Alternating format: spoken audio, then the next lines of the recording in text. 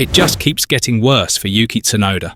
The Japanese driver's nightmare in Austria has left fans speechless and the Red Bull camp on edge. After yet another disappointing qualifying session where Tsunoda failed to even scrape through to Q2, the writing on the wall couldn't be clearer.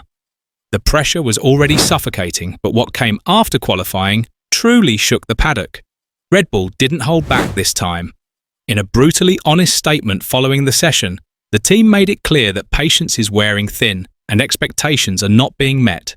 It wasn't sugar-coated, it wasn't hidden behind carefully chosen words, it was direct, cold, and ruthless.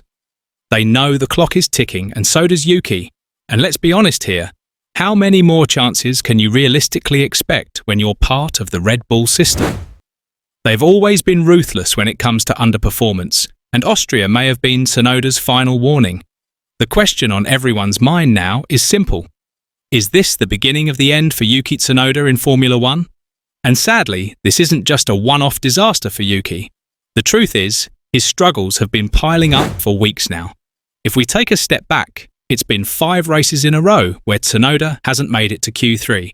5 races where the same frustrating story repeats itself. A car that looks unstable, a driver clearly lacking confidence, and results that simply don't meet the mark. Everyone knows that Racing Bulls was supposed to be Yuki's big opportunity in 2025. This was the season where he needed to prove he belonged, not just in Formula One, but in the Red Bull system. A system that has never been known for giving second chances. But instead of making headlines for the right reasons, he's now being outshined by the very people he was expected to stay ahead of. Liam Lawson is quietly building momentum. Isaac Hajar is turning heads with his steady performances, and Avid Lindblad, despite still being in F2, already has the Red Bull bosses talking. Meanwhile, Tsunoda is stuck, falling further behind with every qualifying session that slips through his fingers. In a team that survives on results and potential, that's not just a concern, it's a recipe for disaster. And if there was still any doubt about how the team feels, Red Bull's statement after qualifying made it painfully obvious. They didn't try to hide their frustration, they didn't sugarcoat it. In fact, it was probably the most direct public message we've heard from them about Yuki's situation so far. In their words, "We expect more. We've been patient, but performance has to improve. There's no hiding from that." It wasn't just a passing comment, it was a warning loud and clear. And when you read between the lines, it's easy to see what they really mean. Patience is running out. The mistakes, the underwhelming pace, the missed opportunities, it's all adding up. Christian Horner has always been known for being brutally honest, and Helmut Marko, he doesn't beat around the bush either. When these two start making statements like that, it's not just talk, it's a sign that serious decisions are being discussed behind the scenes. For Yuki Tsunoda, it couldn't be a bigger red flag. The team's faith is crumbling, and unless something changes fast, his time in that car is slipping away. And the real problem for Yuki is that there are hungry drivers lining up just waiting for their shot. Isaac Hajar is the perfect example. Even though he's still learning and has had a few tough moments, the team sees potential in him. He's young, talented, and more importantly, he's improving. That's exactly the kind of profile Red Bull loves to invest in. Then there's Liam Lawson, who couldn't have picked a better time to remind everyone what he's capable of. In Austria, while Tsunoda was struggling at the back, Lawson quietly got the job done, showing calm under pressure and delivering when it mattered most. It's performances like that which stick in the minds of the decision-makers. And we can't forget about Avid Lindblad. He may still be in Formula 2, but the buzz around him is impossible to ignore. The fact that he's already been handed an FP1 seat at Silverstone says everything you need to know. Red Bull clearly sees him as part of their future. That's the brutal reality of this sport, especially under the Red Bull banner. You either perform or you get replaced. It's as simple as that. And right now, Yuki Tsunoda is standing on very thin ice. But to be fair, it's not like all the problems fall on Yuki's shoulders. The truth is, both Red Bull and Racing Bulls are fighting their own battles this season. The RB21 has been called everything from unpredictable to downright undrivable. Drivers have complained about the lack of grip, the instability in corners, and the car's inconsistent behaviour from session to session.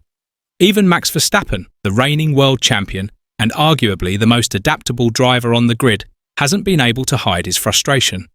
After qualifying in Austria, Max made it clear, the car feels worse than ever.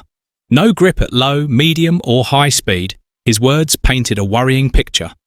And if Max is struggling, you can only imagine what it's like for someone like Yuki, still trying to prove himself under all that pressure. But here's where it gets harsh. Red Bull doesn't care about excuses.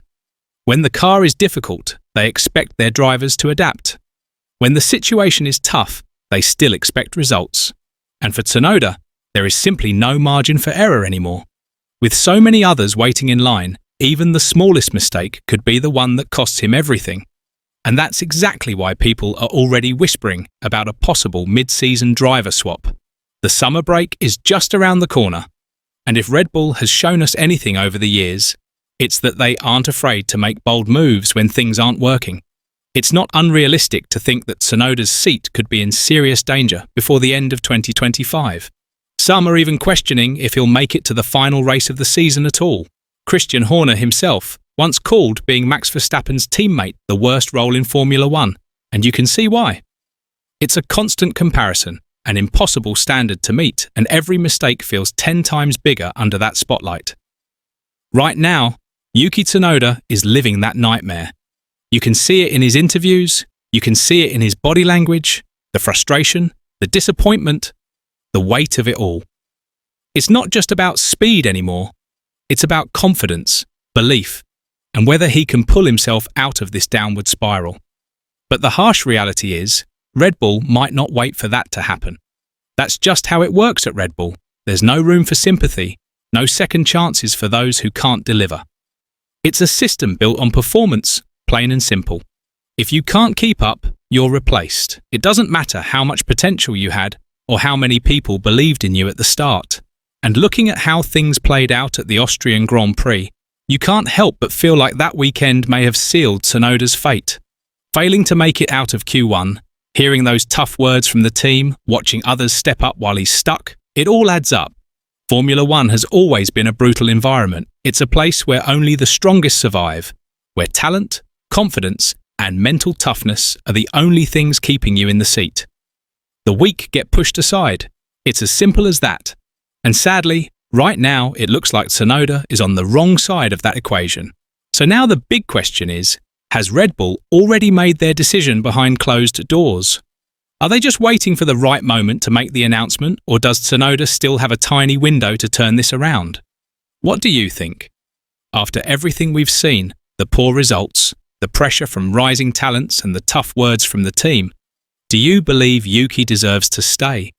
Or is it time for Red Bull to bring in a new face and take a fresh direction?